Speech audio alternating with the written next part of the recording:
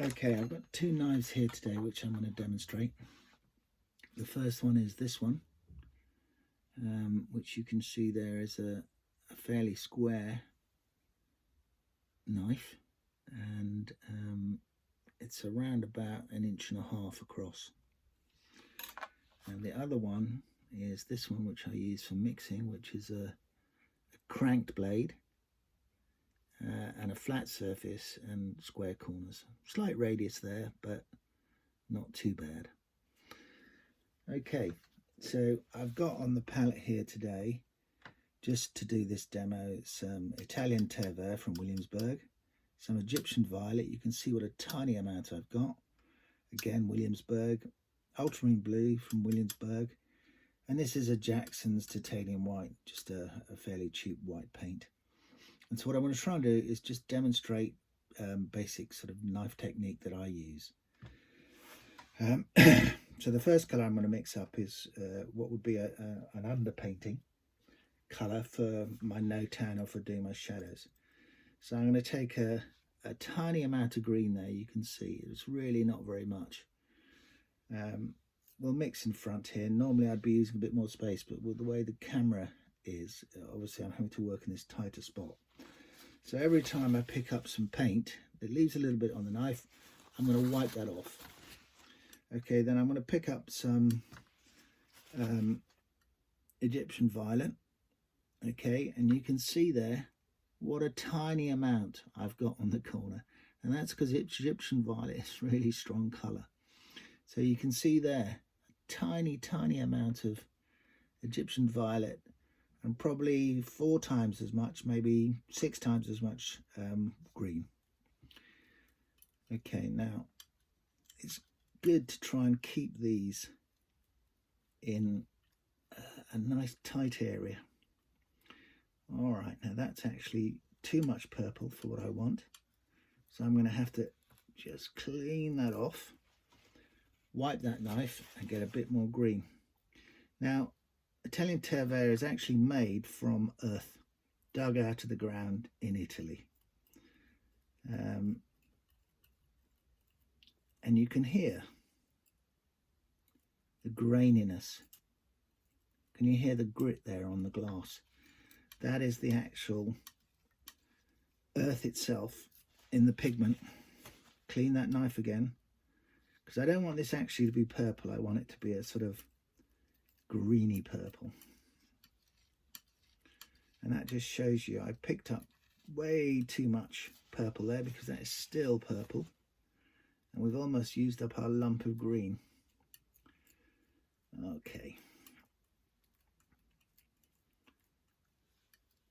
There we go. That'll do. That's still very purple, but it's a lot greener for what we want. Okay, and clean that knife. Now, what I hope you can see here is that I've actually spread this out so that it's in a line. Now what that means is that I can use the knife this way or this way. If I use it this way, which is in line with the blob of paint, I will pick up a small amount in the center. There's a thicker portion of paint there in the middle, tapering out. If I smooth that out and I go the other way, I'll pick up an even line of paint, okay, along the whole knife. And what that allows me to do is to place it down and draw a very fine thin line. So you can see there a very thin line, and I'm just going to pretend that this is our horizon line. I'm working your way up, and this is a horizon line, and we're then going to have some trees coming up, and I'm pulling the knife to create that tree line. So you can hear there. Now if you just listen, you'll hear the grit on the panel. So listen carefully and look how flat the angle of the knife is. Okay, it's almost level with the board. And I'm pulling that up, and you can see it coming there, and that's starting to create our tree line. Listen, you can hopefully hear that grittiness. Okay, right, now that's used hardly any of the paint that we had, and you can see there's still quite a lot left on the knife there. What I'm going to do is I'm going to wipe that knife clean, and then I'm going to take that knife and run it across, removing any excess paint that's there. Okay, because that's essentially what we want our underpainting to be like. Hardly any paint at all, because when we work over this, you can still see that, you know, when I touch that, right, that's actually bringing paint off onto my fingers. So there's still quite a lot of pigment there. Okay, so let's just mix up some sky colour. And typically what I would be doing is I would put out 3 lumps of white,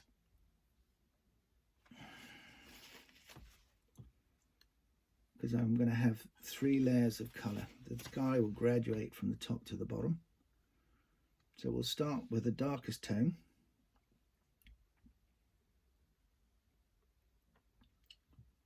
And you can see there that's a fairly rich colour. And we want a little bit more ultra in that, because up at the top of the sky it's going to be a lot darker.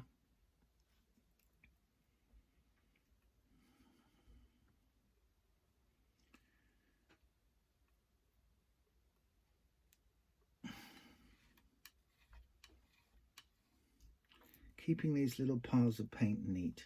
And the reason for that is that obviously I'm working in a tight space. Clean that knife again before you touch the blue. I don't want to drag any of that pale blue in there.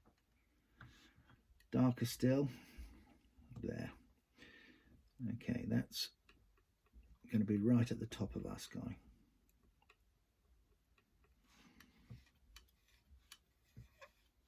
Now this is the fun part here, is that having mixed that, let's get it nice and even. I've still got some darker blue streaks there. Okay, literally with what's left on the knife without cleaning it, so not very much left on the knife there, but there is some. Okay, I'm going into that other pile, which was the same pile as before, but you can see there's enough pigment on the knife there to produce a pale blue.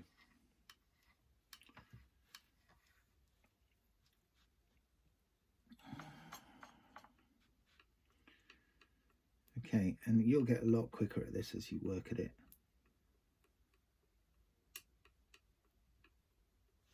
Okay, that's mixed enough for that one.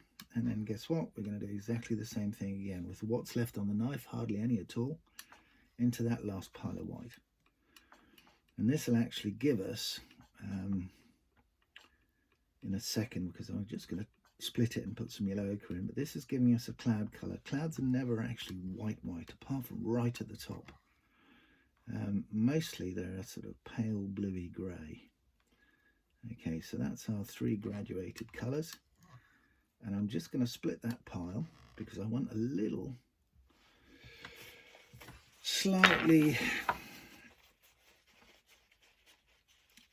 more yellowy colour at the base. So this is a bit of yellow ochre, again a very small amount for what we're doing. And while I've been doing this, that underpainting has been tacking off or drying a little bit. So we're just going to take a tiny bit of yellow ochre there, very small amount, and into that baseline colour there. Now that's too much yellow ochre for the amount of white I had there. So I'm just going to take a bit more white from our pile, about that much, and mix it in. Now obviously these will, yeah, that's better. That's a sort of horizon colour. Okay, there we go.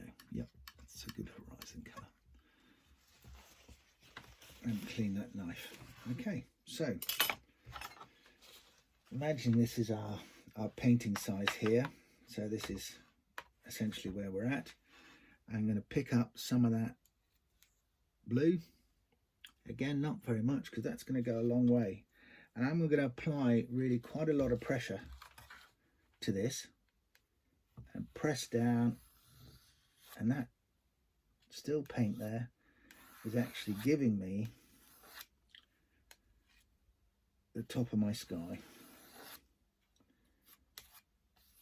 Now,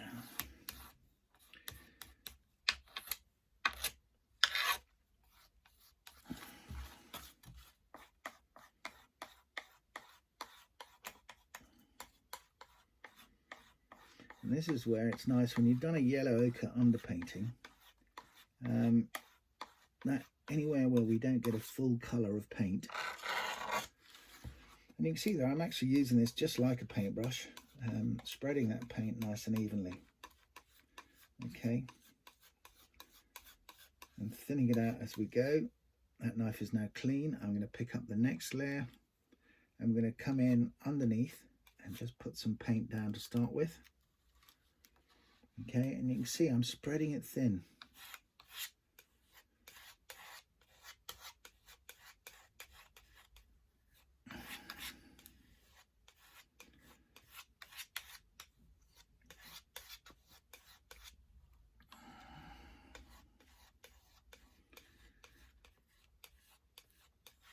Okay, sliding now. That is not pushing, I'm sliding. I don't know if you can hear the difference. That's a push, and you can hear it sort of scraping. That's a slide, and that's spreading that paint. Now here, I'm just going to bring these two in together. So I'm pulling down from the blue above into the blue below. But what's happening, and I don't know if you can see that, is as I do it, it's actually taking pale blue up into the darker blue. And what that does, if you're very careful, is actually give you that sort of skyline graduation that you get of clouds. And by manipulating that, you can actually create that kind of hazy sky that you get. Okay, so let's have some smoothing, and now's the time to clean the knife. Okay, because what I'm going to do now is I'm going to pull from the blue into the pale blue and stop and take it off and clean the knife and do it again. So my angle of attack is around about 30 degrees, and I'm pulling down. Got some paint there. I'm going to keep that in case we want it. Spread it to the side on the palette there. Pulling down. Pulling down. Clean that knife because I've just done the worst thing, which is to put some dark pale blue in that dark blue. Okay. Pulling down, pulling down, pulling down, pulling down. And then I'm just going to come across the other way just to even up that thing. Right, now I've got a bit of grit or something catching there, so I need to apply a little bit more paint to this area. And this is where I'm now sliding rather than scraping, because I'm covering. And what that will help to do is to give you another variation. I've pulled that darker blue down in there. I'm going to pull that darker blue down in there. And that's starting to give you a horizon and a cloud line and so on. So now, working this way up, because I want to bring my yellow, well, it's hardly yellow, but my yellow, ochre, white and blue into my tree line here and pull it up. So I'm taking it up to the edge of my tree line.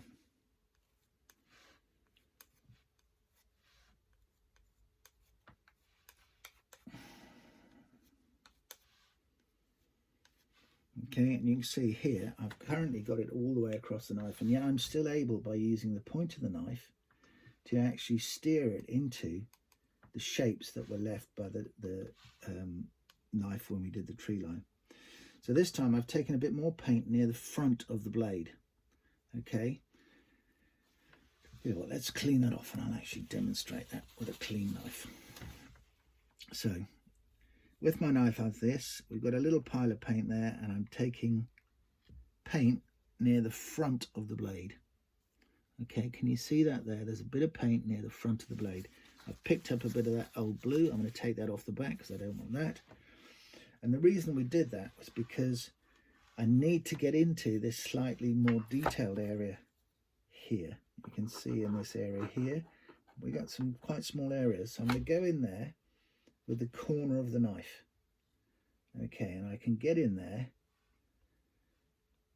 more readily with just paint on the front because I've actually angled the knife. It's not flat, it's at an angle, and I've brought it down until that paint is engaging. And that was the paint that I picked up at the front edge of the knife. Okay. So let's just take a little bit more and let's just bring that up. Okay. Right, that paint that we left over on the far side there, clean that knife again. I want that, that's a mix of the upper blue and the lower blue. And I want to just bring that down into my yellow. Okay, so let's have a little bit more of that. Okay, again, that knife is probably about 20 degrees, maybe 10 degrees to the panel. Okay, and we've got a blend now. So what I'm doing is we're pulling up from the sort of creamy colour into the blue, but that's pushing blue down into the creamy colour. Okay, you can see it happening there. I'm hoping, yeah, you can see it happening. Okay, and what that's giving us is that horizon that you kind of get.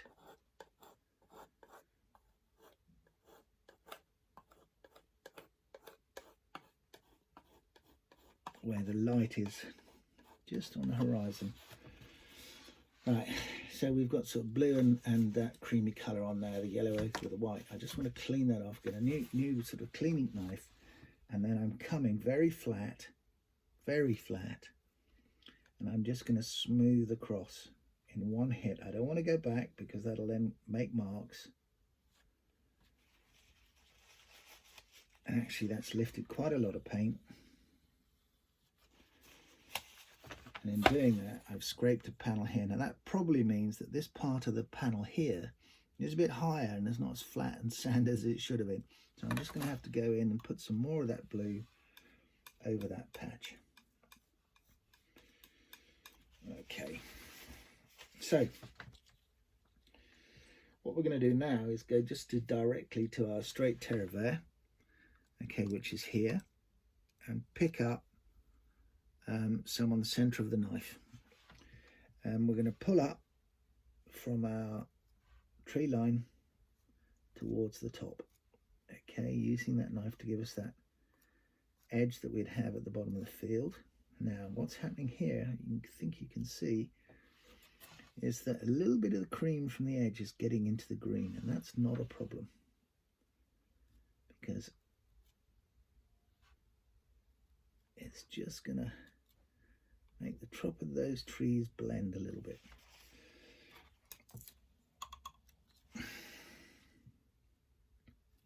Okay, what I did there was I just took the paint off the knife .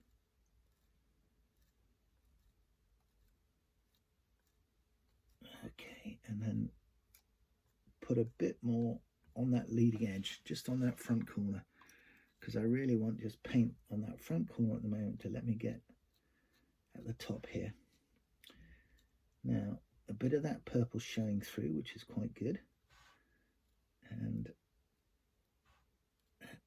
green is just also pulling up into that tree line. Now, no tree line is ever perfect. So what I'm going to do now is I'm going to push down just to soften those edges and clean that knife as I go. We've got some purple showing through there. I'm going to come back in a minute and I'm actually going to lighten up, and we're just going to lighten that top edge of that tree line with the yellow ochre. Okay, so I've tipped the knife. I'm going into the yellow ochre. I've tipped the knife and I'm just picking up on the leading edge. I'm actually applying pressure and flexing the knife. Now I'm turning the panel, and you know, quite often I'll be working with that panel upside down, downside up. And what I want to do is just get a little bit of that yellow ochre, and you can see there again, the knife's at about 20 degrees. I want a little bit of that yellow ochre on the top edge of those trees. Not everywhere, just one or two places. Okay, let's clean that knife and actually then just scrape off some of the paint that we've just put on. Okay.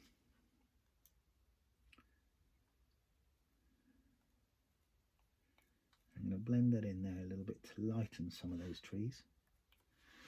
Okay, now, and just for the sake of it, I'm going to say that we've got a yellow field here. So what I want to do, using the mixing knife again, is I want some of that green and some of the yellow ochre. Okay. That's about equal portions.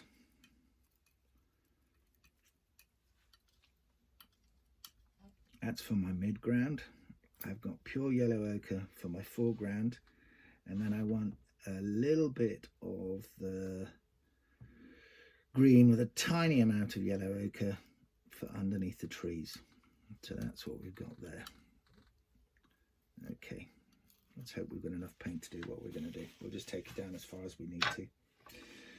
Okay, so middle ground underneath the trees.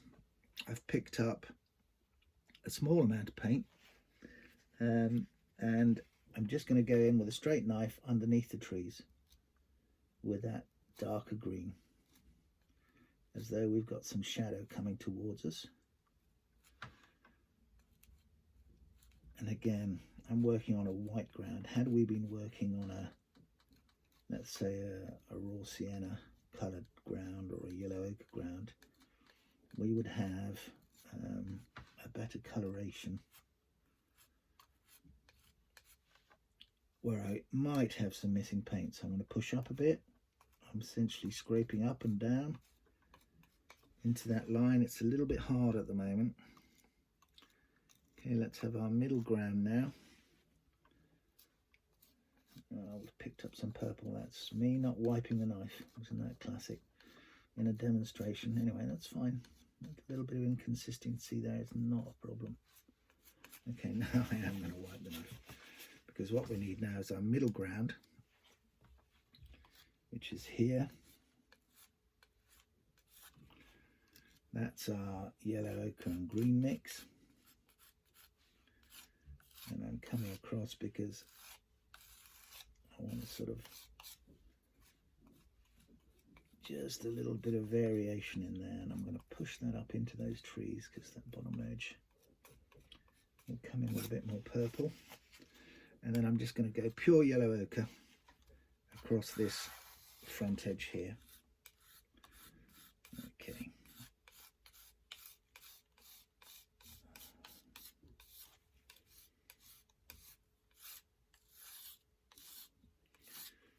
Now, what I'm doing now is I'm sliding my knife literally across the paint, and it's scraping some of it away, and that's going to do is give me just a bit of texture line, as though we had some movement in the corn or whatever there. Let's just move that down there. Give us a covering of paint. So when I photograph and crop it for you, you'll see what we've done here. Okay. Now, I'm looking at that tree line, and that's very, very straight and heavy. So I'm going to put some more green in there, and I'm going to pull some of the mix, the purple and green mix, into the base there. And what I'm doing here is slightly different in that I'm actually dabbing. I've got a little bit of paint, a tiny amount of paint on there, and I'm actually just touching it down like so, and that's providing us with just a little bit of texture. I'm going to turn that panel because I want to pull that darker colour up into the trees as well, not touching where we dab because that's given us a nice effect. There we go. Okay, let's clean that knife, and then the last thing I'm going to do is I'm going to put some cloud in, and see there, just picking up a little bit of paint, not very much at all. We're going to come in like so, and we're going to run across. Now I am literally, I've got that knife almost parallel with the panel, and you can see there, as I've pulled, I've slid the knife. Okay, I will take a photograph of this afterwards, but it's given us a sort of wind-blown cloud effect.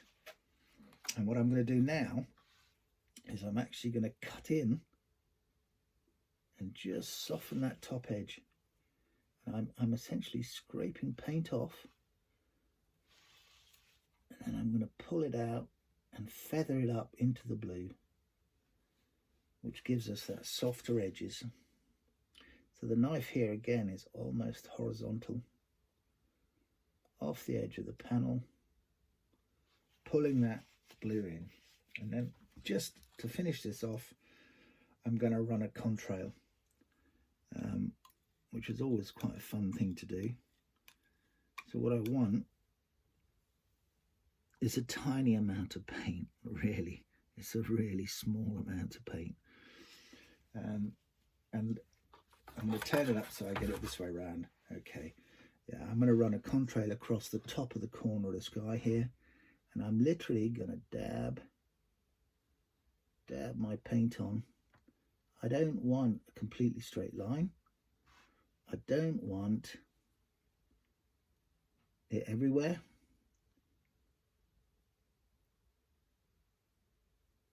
If you look at the sky, you'll see that those contrails are very clean behind the plane, but they break up afterwards. Okay, so that's some knife technique. I'll take a photo of this at the end and paste it into the video. But you can see there, very quickly, I think that's 20 something minutes from start to finish, 27, 28 now. We've got a painting, and we've demonstrated some knife techniques.